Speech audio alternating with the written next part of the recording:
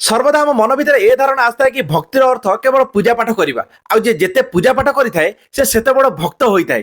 କିନ୍ତୁ ବାସ୍ତବରେ ଏ ସମସ୍ତ ଜିନିଷ ଭାବିବା ଭୁଲ ଅଟେ।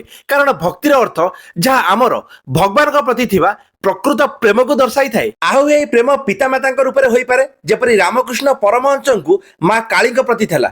ଏହି ପ୍ରେମ ଜଣେ ମିତ୍ରଙ୍କ ରୂପରେ ମଧ୍ୟ ହୋଇପାରେ, ଯେପରି ଦ୍ରୌପଦୀଙ୍କୁ ହୋଇଥିଲା।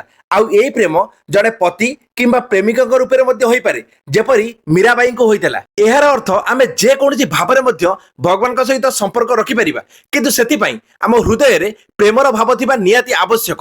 କାରଣ ଭଗବାନ ଆମ ହୃଦୟ ମଧ୍ୟରେ ଥିବା ପ୍ରେମକୁ ଦେଖିଥାନ୍ତି। ସେଥିପାଇଁ ରାମଚରିତ୍ର ମାନସରେ ତୁଳସୀ ଦାସ କହିଛନ୍ତି, ଯାକି ରହି ଭାବନା ଜେସି ପ୍ରଭୁ ମୂରତ ଦେଖିତିନି ତେସି।